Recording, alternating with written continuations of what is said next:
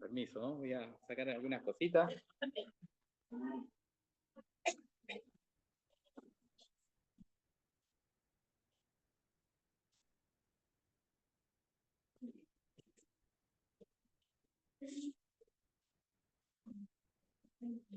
Bueno, estamos acá para la segunda parte.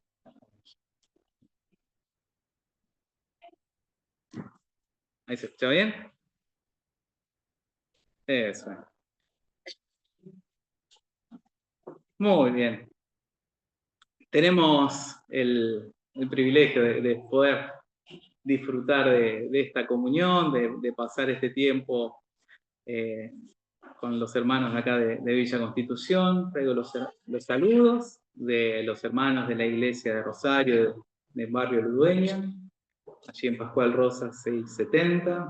Así que sean bendecidos y reciban los saludos de los hermanos de allá de Rosario. Bien, esta noche vamos a meditar en un pasaje de la palabra del Señor. Tenemos una carta, quizá alguno ya se dará cuenta y se ubicará. Tenemos en el libro de Apocalipsis el mensaje a la iglesia de Pérgamo. Bien, sí, vamos a meditar algunas cositas sobre este pasaje de la Escritura. Dice así. Vamos a pasar.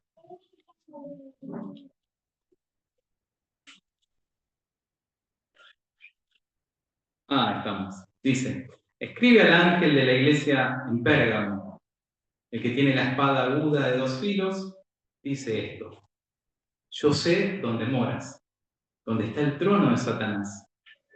Guardas fielmente mi nombre y no has negado mi fe, aún en los días de Antipas, mi testigo, mi siervo fiel, que fue muerto entre ustedes, donde mora Satanás. Pero tengo unas pocas cosas contra ti, porque tienes ahí a los que mantienen la doctrina de Balaam, que enseñaba a Balac a poner tropiezo ante los israelitas, a comer cosas sacrificadas a los ídolos y a cometer actos de inmoralidad. Así tú también tienes algunos que de la misma manera mantienen la doctrina de los nicolaitas. Por tanto, arrepiéntete, si no, vendré a ti pronto y pelearé contra ellos con la espada de mi boca. El que tiene oído, oiga lo que el Espíritu dice a las iglesias. Al vencedor le daré del maná escondido y le daré una piedrecita blanca y grabado en la piedrecita un nombre nuevo, el cual nadie conoce sino aquel que lo recibe. Oramos. Padre del cielo amado, Señor, gracias te damos por este tiempo. Rogamos la intercesión tuya por medio de tu Espíritu, tu asistencia, para que tú ilumines nuestra mente, nos hagas comprender las Escrituras y podamos juntos adorar al Señor. En el nombre de Jesús. Amén. Bien, vamos a considerar entonces algunas cositas generales en relación a esta carta que fue escrita a la iglesia que estaba en Pérgamo. Bien, Pérgamo está en la actual Turquía. Era en ese momento capital de una provincia romana de Asia. Era centro de autoridad y algunos autores de esa época la llamaban la ciudad regia, o sea, un centro de mando. Fue construida desde el punto de vista geográfico, estaba construida sobre una colina, dice que dominaba, o sea que sobresalía en el valle del río Calco. Y desde la cumbre, desde la cima de ese lugar, se podía contemplar el mar Mediterráneo, ubicado a unos 25 kilómetros del lugar. ¿Bien? Ahí hay una imagen, vamos a ver también algunas otras representaciones de lo que quedó de toda esa antigua ciudad de Pérgamo. Era un centro cultural de la región y era famoso por algunas cosas particulares. Bien, una de las cosas por las cuales era famosa, que tenía una biblioteca. Bien, su importancia tenía tantos, pero tantos libros, que llegó a casi superar la biblioteca contemporánea de Alejandría, que es la que conocemos como la más importante, que fue la más importante del mundo. Después Esteban y Pedrito creo que tienen la segunda en, en cuanto a libros adquiridos. Qué bendición cuando tenemos hermanos que nos facilitan la literatura y buenos libros. Era un centro médico. Ahí yo me identifico, para los que no saben, yo creo que sí, bueno, mi mamá me hace propaganda por todos lados. Bueno, yo soy médico, así que tengo ahí un predecesor de antaño, el famoso Galeno, que a los médicos se le dice galenos, era de la ciudad de Pérgamo. Cositas que uno va aprendiendo de las cosas que va estudiando. Y era sede de lo que eran prototipos de lo que ahora conocemos como hospitales, ¿no es cierto? Y la gente acudía allí, a ese lugar, en masas. Pero también era un centro religioso eh, de ese momento, ¿bien? Y estaba conectada con el culto a diferentes deidades paganas. Una de ellas era el dios de la sanidad, un tal Esculapio, que se piensa que fue maestro de este tal Galeno. ¿Bien? Tenía un símbolo, allí no sé si lo han identificado alguna vez, que era una serpiente alrededor de un asta, de un palo. Decían algunos que un poquito nomás. Decían algunos que la gente que acudía ahí les pedían que se acostaran en el piso del templo y las serpientes iban cubriendo su cuerpo y tenían que pasar la noche ahí, se tenía que dejar inocular por el poder sanador de las serpientes. La verdad que no sé si será eso cierto o no, pero bueno, allí aparece este símbolo de la serpiente, algo habrá tenido que ver con la confección de ese centro religioso, ¿no es cierto?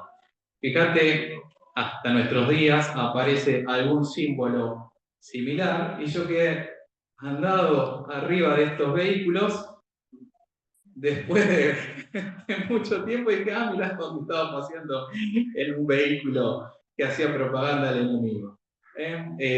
Bueno, cruzando el charco, acá no pasa eso. Acá ni siquiera hay presupuesto para plotear las ambulancias. Bueno, pero había otros templos también, otras deidades paganas, y uno de los templos que había era el culto a Zeus, ¿bien? El culto a este dios griego máximo que ellos tenían, y tenía su sede allí, tenía un templo y tenía una escultura que estaba tallada en la roca, y allí los de Pérgamo conmemoraban una batalla que habían tenido, habían querido invadir los galos, y ellos salieron victoriosos, por lo tanto hicieron toda esa estructura recordando esa batalla, ese momento épico, y ahí abajo tenemos una réplica, abajo a la izquierda, bueno, a la derecha, perdón,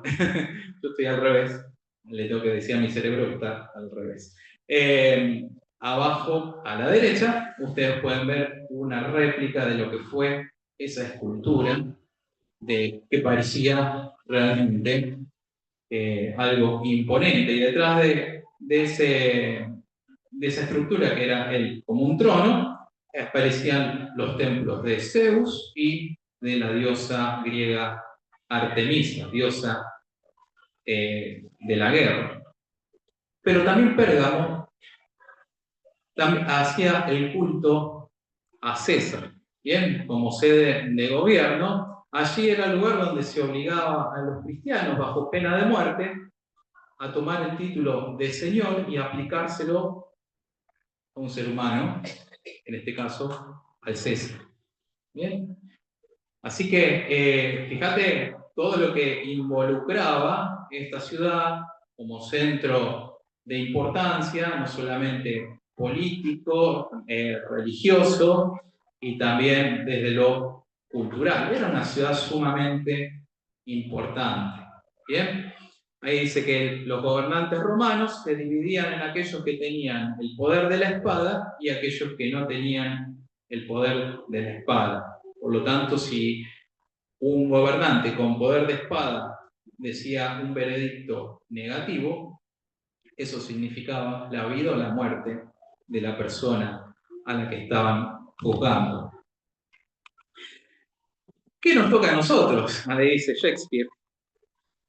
¿Qué tema, no es cierto? Ser o no ser cristiano en medio de esta cultura, en medio de esta generación. Y la verdad es que para los creyentes en Pérgamo no fue nada, pero nada fácil. ¿Bien? Por lo tanto, nosotros como cristianos, habiendo visto la historia y visto el testimonio de estos que han corrido la carrera antes que nosotros, también debemos tomar la posta, debemos afrontar el desafío de vivir la vida que hoy nos toca en el mundo actual y que muchas veces nos resulta adverso. Hay un texto que mi suegro siempre cita, que aquel que quiera vivir piadosamente tiene que saber que va a sufrir persecución. Si vos haces bien las cosas delante de Dios, no esperes que el mundo te aplaude. ¿Bien? Porque el mundo está bajo el maligno. Y no solo frente a otros creyentes tenemos que ser cristianos, ¿bien? Porque es fácil ser cristiano los domingos en la iglesia donde hay un clima de adoración a Dios, sino en toda situación. ¿Bien? Este es el desafío de la fidelidad. Ver la fidelidad de los que nos precedieron nos alienta a seguir su buen ejemplo, como dice Hebreos 13:7, en relación a los que nos hablaron la palabra de Dios, que imitemos su conducta y su fe. ¿Bien? Seguimos adelante. El Señor, este texto es una carta obviamente, así que tiene la presentación del Señor Jesús. Y Él se presenta a esta iglesia. Si ustedes van un poquito antes al Apocalipsis, van a ver que el Señor se muestra a Juan y Juan lo describe de pies a cabeza, todo lo que ve. ¿Bien? Pero el Señor se presenta a cada iglesia en un aspecto particular. Y acá la iglesia de Pérgamo, Él quiere destacar que Él es el que tiene la espada aguda de dos filos. ¿Qué significa esto? El Cristo resucitado se presenta como un guerrero. ¿Bien? En contraste con los otros gobiernos, Él es el que detenta la autoridad de parte de Dios y en su poder está el ejecutar los juicios justos del Señor. Reza así la adoración celestial que dice: alabemos y adoremos al Señor porque sus justos juicios se han manifestado.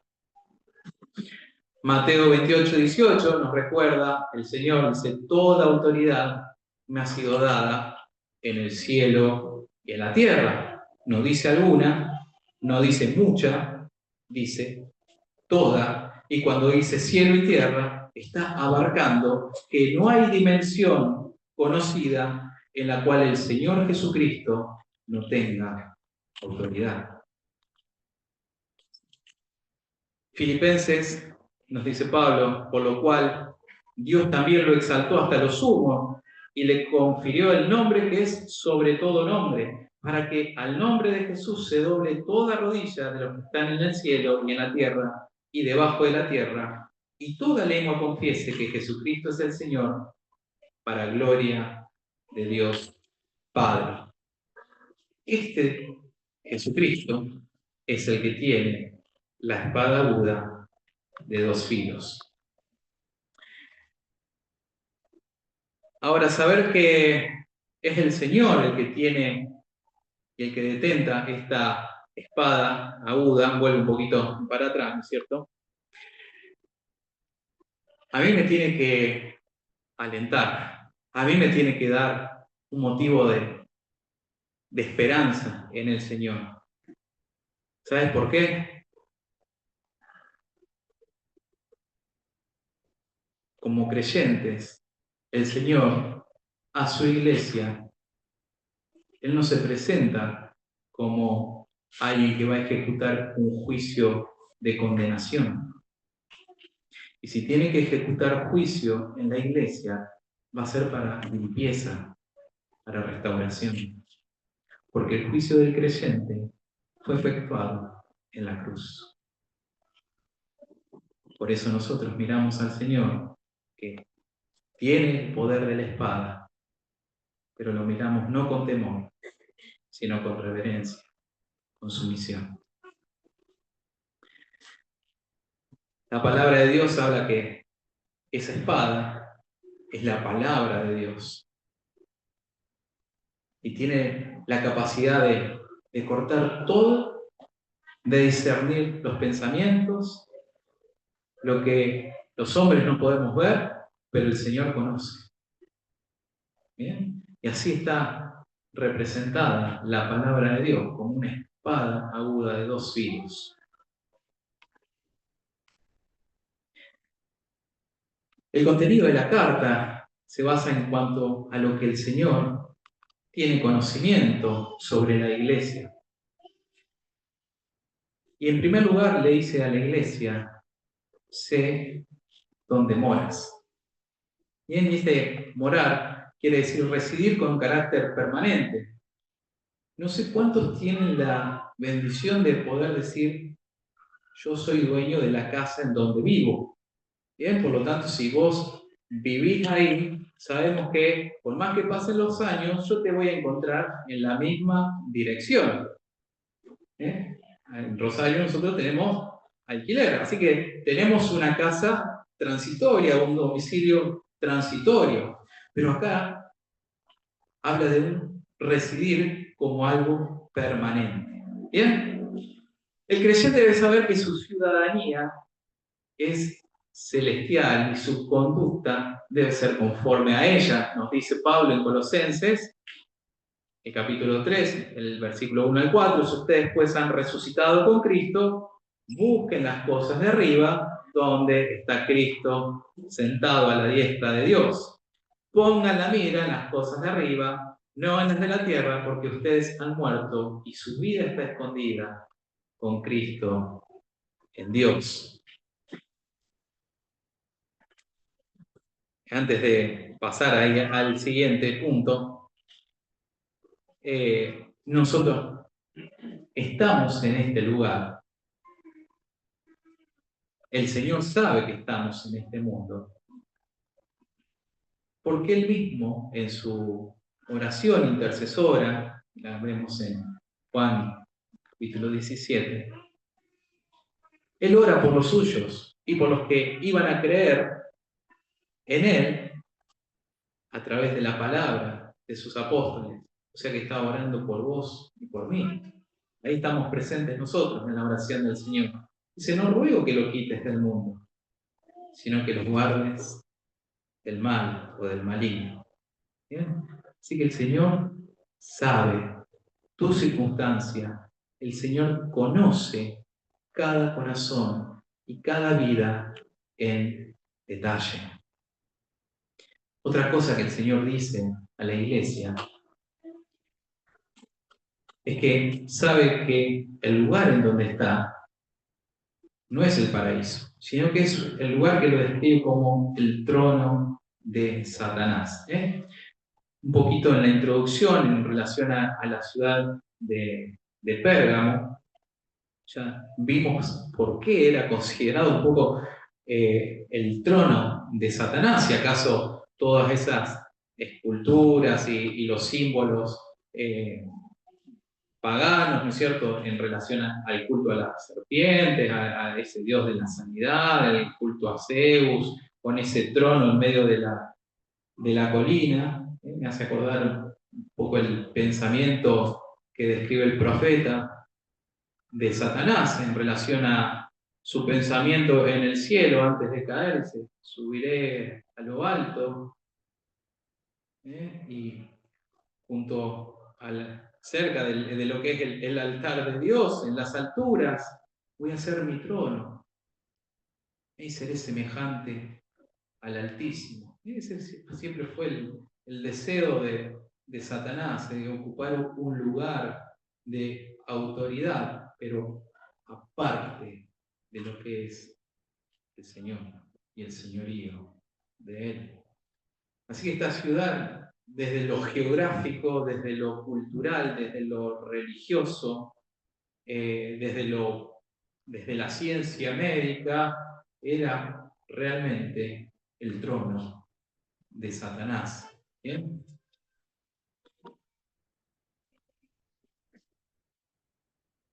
La palabra también habla acerca de que en este lugar existió un mártir, existió alguien que los registros históricos no dicen absolutamente nada. Pero ¿sabes qué? ¿Sabes qué es lo importante? De que este Antipas, el cual el Señor llama mi testigo fiel, su nombre está escrito en el libro de la vida. El que guarda conocimiento de su Hijo que pasó por el martirio es el Señor. No importa que los libros de historia humanos no hayan dicho nada. Acá la palabra del Señor guarda testimonio de su vida y lo pone como ejemplo. ¿Bien? Dice, probablemente fue algún pastor de la iglesia local y fue llevado a la muerte a causa de su fe, y en realidad fue llevado a juicio a causa de su fe y llevado a la muerte a causa de su fidelidad. Bien, y cuando el Señor le dice a la iglesia y elogia este aspecto de la iglesia, dice que retienes, a pesar de todo esto, sigues reteniendo mi fe. Y eso es ejemplo de fidelidad. Este Antipas sufrió probablemente martirio a través de lo que se conocía uno de los métodos más crueles de tortura, el toro de Falaris, que era un toro de bronce en el cual se ponía fuego abajo de esa estructura, y era un toro hueco en el cual se ponía una persona viva, y a través del fuego era calentada toda esa estructura, y la persona, sus gritos salían por el hocico de esa estructura de bronce en forma de mugido, de bramido. Era realmente algo espeluznante. Pero el Señor dice que ser testigo de Cristo puede llevar implícito el martirio. Y esto era una realidad cotidiana con la cual se encontraban los creyentes de la antigüedad y los creyentes a los cuales el Señor, a través del apóstol de Juan, está escribiendo. Y nosotros, quizá, como decían algunos, y tenemos una uña encarnada y quizá ya nos estamos quejando. Y no miramos o olvidamos mirar cuál fue la condición de aquellos primeros cristianos que han tenido que poner su vida como sello del testimonio de su fe. Este riesgo lo expresa Pablo allí en 2 Corintios, se puede leer el texto. Lo dice, tenemos este tesoro en vasos de barro para que la excelencia del poder sea de Dios y no de nosotros. Estamos atribulados en todo, mas no angustiados, en apuros, mas no desesperados, perseguidos, mas no desamparados, derribados, pero no destruidos, llevando en el cuerpo, siempre, por todas partes, la muerte de Jesús, para que también la vida de Jesús se manifieste en nuestros cuerpos, porque nosotros que vivimos siempre estamos entregados a muerte por causa de Jesús, para que también la vida de Jesús se manifieste en nuestra carne mortal. Bien, perdón la extensión del texto, pero difícil recortar una parte e ilustrarlo, pero me pareció que era por lo menos apropiado e ilustrador traerles este pasaje completo, ¿no es cierto? El Señor le aplica a este Antipas, como habíamos dicho, un título al cual es un título de honor. Y es un título que es propio del Señor Jesús. El Cristo resucitado, glorificado, el cual dijo que ante Él se dobla toda rodilla. Él comparte su nombre y el título de su nombre con aquel que ha experimentado el martirio a causa de su fe. Esto nos habla de la identificación que el creyente tiene con el Señor Jesús. El creyente, tanto de la antigua, en la iglesia primitiva, pero en la dispensación actual, digamos, que el Hijo de Dios goza de esta identificación con el Señor Jesucristo. Así que tenemos por delante un gran desafío, porque el Señor está trabajando en su iglesia para producir precisamente todo el fruto del Espíritu. Todo el fruto del Espíritu. Así que en esto trabaja el Señor y Él quiere producir en tu vida, en mi vida, esa fragancia, esas características, que tu vida refleje lo mismo que el Señor Jesús. Acordate que el Señor fue puesto en Getsemaní, ese lugar que significa la prensa de olivo, y su vida, dice Lucas, estando en gran agonía, a causa de la agonía y de la angustia de la muerte, sudó gotas de sangre. Y su oración al Padre era: si es posible, pasa de mí esta copa. Un grito desgarrador en la humanidad del Señor Jesús, que llegó hasta la presencia de Dios. Pero una bendita voluntad que dijo: no sea como yo, sino como tú quieres. Qué desafío tenemos por delante, sabiendo que el Señor pasó por Getsemaní, sufriendo la cruz, menospreciando el oprobio, porque vio el fruto de la aflicción de su alma, y fue ese gozo propuesto delante de él, por el cual él fue a la cruz. Él te vio a vos, no en tu condición actual, sino que él nos vio en gloria, sin el pecado.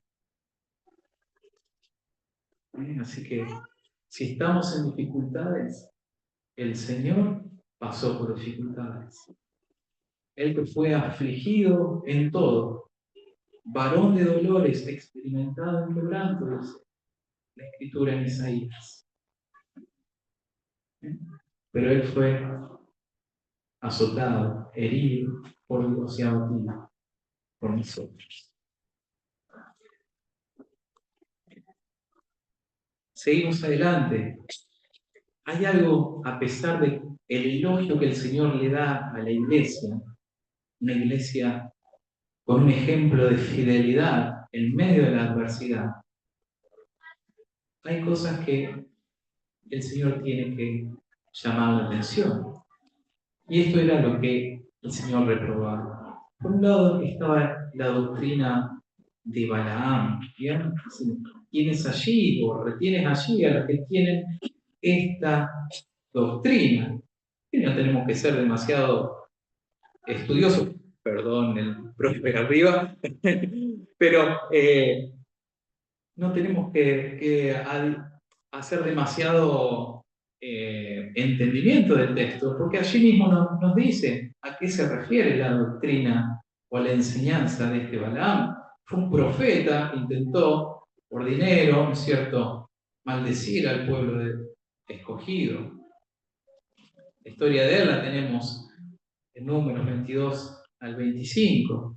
Y más adelante se dice que como no pudo maldecir al pueblo, lo intentó 3 veces, ¿bien? Y no pudo maldecir al pueblo que Dios había bendecido. Pero ¿sabes qué hizo? Le enseñó al enemigo del pueblo de Dios a poner trampas espirituales para que cayeran los israelitas. Y a través de la idolatría y de la inmoralidad sexual, fue un lazo que se pegó al corazón de Israel, el cual tuvo que ser purificado y que aún tiene que ser purificado.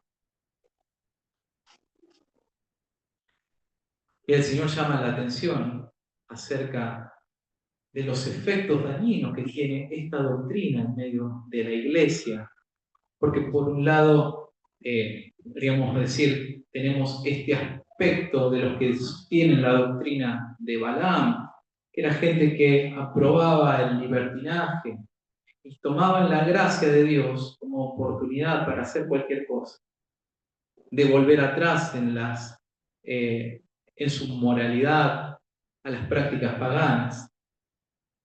Por eso el Señor los reprende. Y hoy día hay quienes diluyen la verdad del Evangelio, o intentan diluirla, mejor dicho, e intentan seguir con un estilo de vida pecaminoso, caracterizado por esto mismo, el libertinaje. Fíjate lo que dice Judas. Pueden leerlo completo, Judas no es muy extenso. ¿Bien? Una guía está antes de Apocalipsis, así que unas páginas atrás lo van a encontrar. Pero déjame traerte versículo 4 y versículo 11, porque algunos hombres han entrado encubiertamente, los que desde antes habían sido destinados para esta condenación, hombres impíos, que convierten en libertinaje la gracia de nuestro Dios y niegan a Dios, el único soberano, y a nuestro Señor Jesucristo. Y el versículo 11 dice: ay de ellos, porque han seguido el camino de Caín y se lanzaron por lucro en el error de Balaam. Entonces, fíjate cómo la palabra de Dios da testimonio acerca de que este hombre y la enseñanza y aquellos que siguen esos pasos es algo que el Señor mira con sumo desagrado. Y por el otro lado, podríamos decir en el otro extremo, quizá el extremo moralista, estaban los nicolaitas. Bien, y lo que significa la nicolaíta es el que conquista al pueblo. Probablemente haya tenido que ver, dice la tradición, con este Nicolás, un diácono, un hombre elegido, allí tenemos en Hechos capítulo 6, para servir a las mesas. Estaba entre los que más conocemos: Esteban, Felipe, evangelistas, por medio de los cuales el Señor obró grandemente. Bien, y Nicolás figura en la lista de esos diáconos elegidos primitivamente para un servicio, si me permitís la expresión, banal, trivial, algo sin importancia, para que los apóstoles pudieran darle el tiempo importante a lo que era verdaderamente importante: la oración y la palabra de Dios. Más tarde, fue tornando en el sistema clerical. ¿Qué significa eso? Un sistema de castas dentro de la iglesia, en el cual un creyente era, o un miembro de la iglesia, era considerado de mayor importancia en relación a otro. Y ese que tenía más importancia podía ejercer dominio y autoridad sobre los otros. ¿Bien? Por eso habla de su nombre, tiene que ver con el significado de lo que realmente pasaba, ¿no es cierto? Alguien que quería ejercer ese dominio. Más allá de lo que podamos decir sobre esta doctrina, el punto principal es algo que no podemos olvidar, que dice la Escritura, es algo que Dios aborrece. Y Él llama a sus hijos, también allí en Apocalipsis, en capítulo 1, reyes y sacerdotes. El Señor nos ha hecho para nuestro Dios un pueblo de reyes y sacerdotes. Y no hay distinción. La única distinción que tenemos es que somos distintos del mundo. Si hay algo en lo cual tenemos que ser distintos y en lo cual el Señor nos llama a ser distintos, es a ser diferentes del mundo. Es ahí donde tenemos que marcar la diferencia, no dentro de la iglesia, en donde somos hermanos en el Señor. El Señor es quien está, en la Escritura, está airado con estos falsos creyentes y Él va a actuar en juicio inminente contra ellos. Bien, la iglesia verdadera está exenta de ese juicio condenatorio, ya que este se efectuó en la cruz, como ya lo habíamos dicho, ¿no es cierto? Y el actuar del Señor, allí en el tiempo que está escribiendo, ¿bien? No lo dice, bueno, voy a algún día actuar severamente si no se arrepiente, sino que habla de juicio inminente. Está viniendo ese juicio de parte de Dios. Así que el llamado del Señor al arrepentimiento es prácticamente esta ecuación. ¿Escuchaste el mensaje? ¿Escuchaste la exhortación? ¿Entendiste que es para vos? Arrepentite en el momento. Porque está a la puerta el que está a punto de ejecutar el juicio. Tiene ese carácter de inminente. Es urgente el llamado del Señor.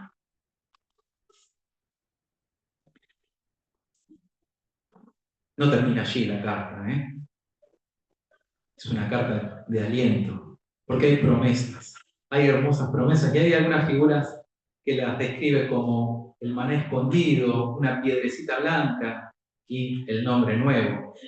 Para el pueblo de Israel sabemos que el maná era figura del sustento de Dios en medio del desierto. Cuando salieron de Egipto y vagaron 40 años, no había panaderías en el desierto. Un desierto que era tremendo, el desierto de Sinaí. Déjame decirte que algunas escenas de películas de ciencia ficción fueron filmadas en ese desierto, por lo tan drástico y tan extremo del paisaje. Una de las películas famosas es la de George Lucas, Guerra de las Galaxias. Parece ese desierto impresionante, con ese relieve tan particular. Así que el maná es un símbolo de la comunión íntima con el creyente, que va a poder disfrutar de las bendiciones eternas de la gloria de Cristo. Es una confirmación de lo que ya ha otorgado por gracia al creyente. Como dice Efesios 1:3, bendito sea el Dios y Padre de nuestro Señor Jesucristo, que nos bendijo con toda bendición espiritual en los lugares celestiales en Cristo. Ya está. ya está la bendición, es momento de disfrutarla. Así que el Señor garantiza a los fieles, a los vencedores, el sustento del maná. Bien,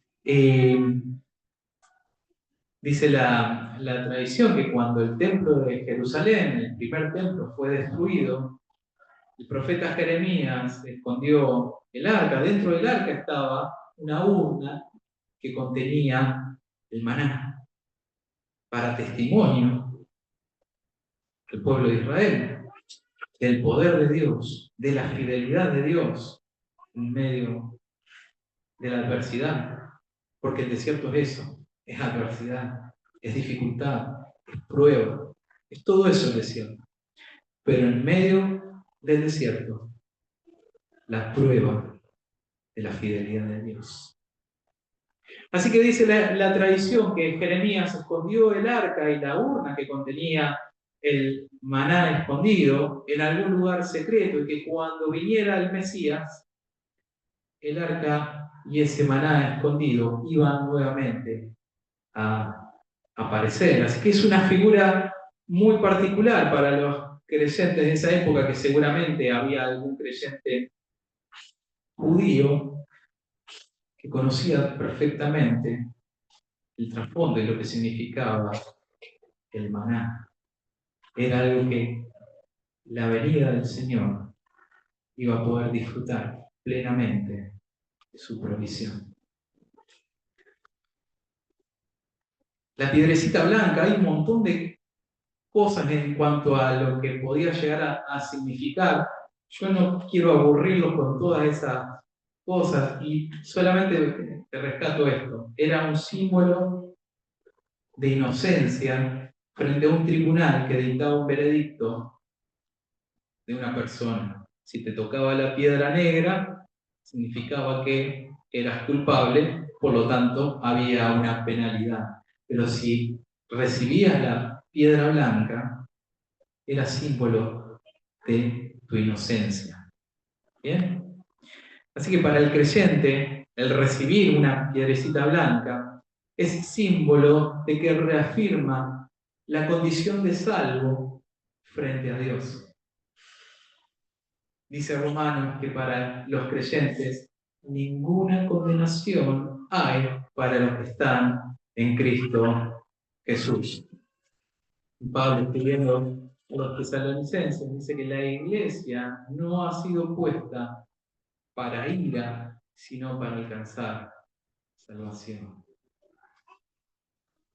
Dios habla y ha hablado a través de las dispensaciones humanas, de los tiempos, de muchas formas, dice Hebreos, de muchas maneras.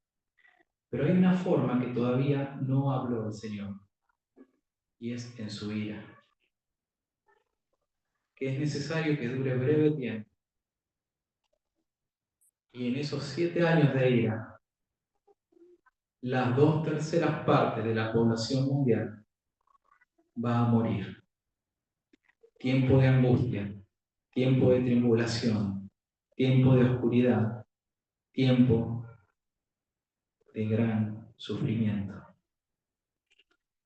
El creyente ha recibido de Dios el veredicto de inocente.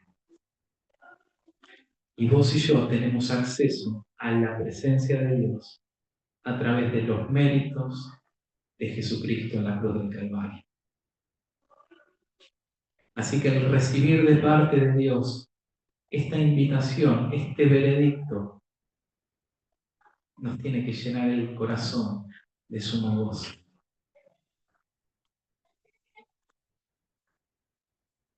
Y hay algo más que dice que en la piedrecita también va a haber un nombre nuevo. En la antigüedad se pensaba que había muchos amuletos, y si vos tenías un amuleto de un dios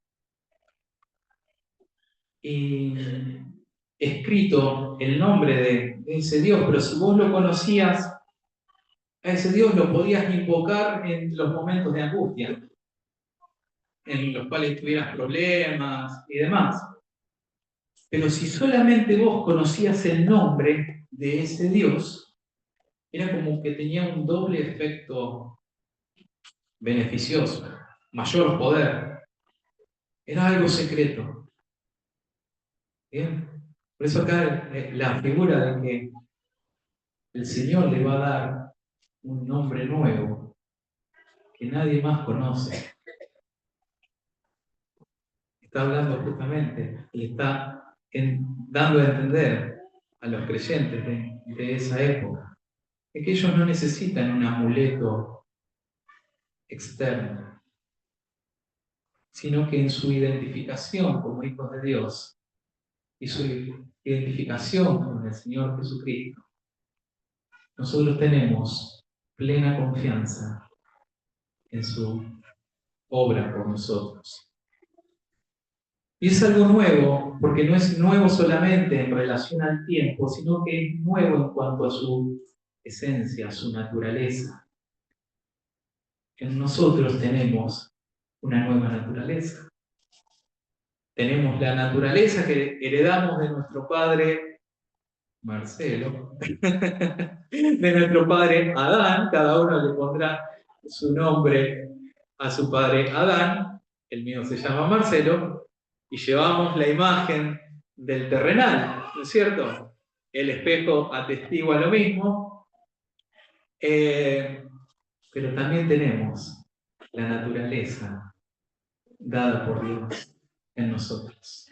Tenemos la naturaleza de lo alto,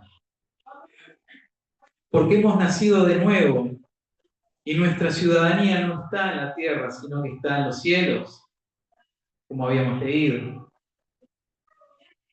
como le dijo el Señor al maestro de Israel, Nicodemo, es necesario nacer de nuevo. ¿Querés entrar al reino de Dios? ¿Querés entender el reino de Dios? Tenés que recibir el nuevo nacimiento. Y si no recibiste el nuevo nacimiento, es porque todavía estás en tus pecados y necesitas acudir a Cristo en arrepentimiento y fe. Hoy es el tiempo de salvación. Aún es el tiempo de salvación. Ahora, poner un nombre a algo, a alguien. ¿Se acuerdan del trabajo de Adán en el huerto del Edén? ¿Qué le dijo Dios? Mirá, acá están los animalitos. ¿Qué hizo Adán? Le puso nombre. Ahora, Adán fue el último de la creación.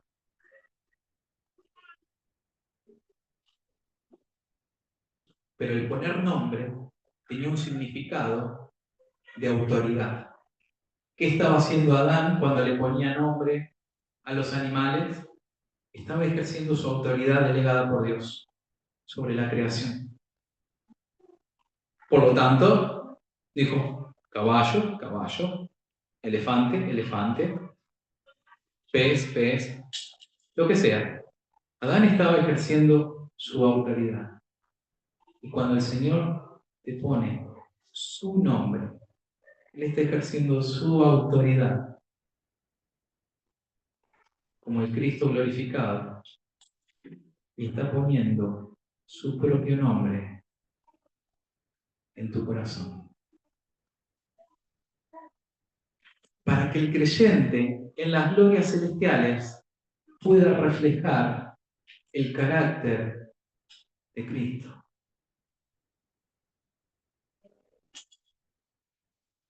Y esto es algo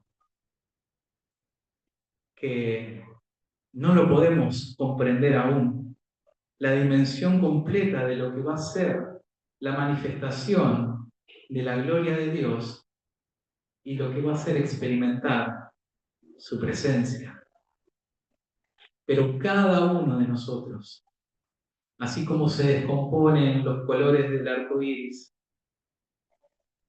va a poder expresar algo de la naturaleza y del carácter del Señor.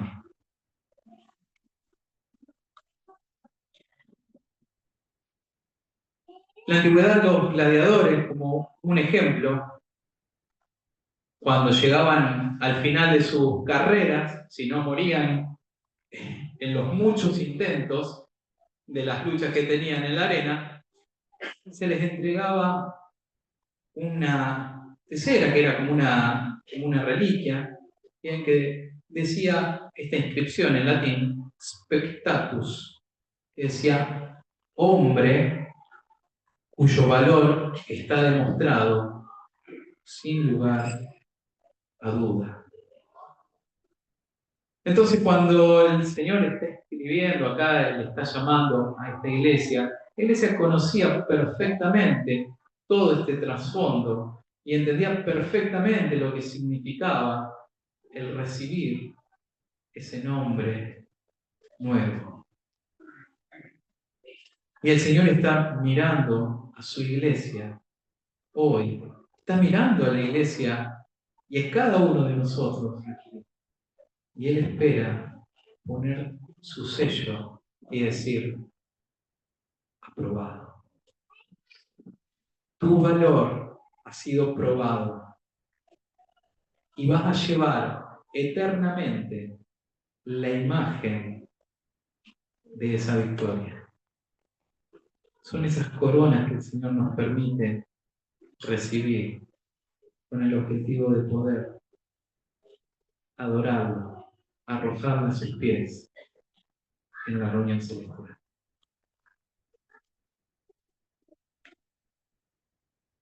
El creyente fiel, a lo cual estamos llamados a ser cada uno de nosotros, a través de este llamado de la carta, no espera un tribunal de condenación, sino que espera un tribunal de premiación. Es el tribunal bueno, es el tribunal en donde las obras de cada uno van a ser puestas a prueba por el fuego. Y lo que permanece va a ser recompensa para el creyente. ¿Cómo te estás preparando para ese encuentro? El Señor viene. El libro de Apocalipsis dice, termina, dice, he aquí, vengo en breve. Y si hace 2000 años el Señor dijo, vengo en breve, ¿cuánto más tenemos que tener nosotros el sentido de urgencia de prepararnos y de vestirnos de la dignidad del Señor para poder venir a su encuentro? Que el Señor nos bendiga, hermanos. Hasta acá nada más la meditación. Y gracias por este tiempo de poder compartir la palabra del Señor. Y es de aliento realmente cuando vemos que el Señor es el que está animando a su iglesia, el que está fortaleciéndola, el que está cuidándola, como decíamos antes en la otra reunión, está como abogado, ayudándonos, intercediendo por nosotros, pero que también desea que tu vida sea perfecta. Si hay algo que limpiar, hay que limpiarlo delante del Señor. Él nos llama. Si hay algo que arrepentirse delante del Señor. Si hay algo que purificar, a ser purificado. Si hay algo que cortar, a cortar de raíz. No a seguir jugando a la seducción con el pecado. ¿Bien? El Señor nos llama a una adoración perfecta. Que podamos tener a través del ejemplo del mensaje a la iglesia de Pérgamo también ese testimonio de fidelidad como lo es aquí en Villa Constitución a lo largo de más de 100 años que este testimonio permanece por la gracia del Señor. Que el Señor sea glorificado y que su iglesia sea bendecida.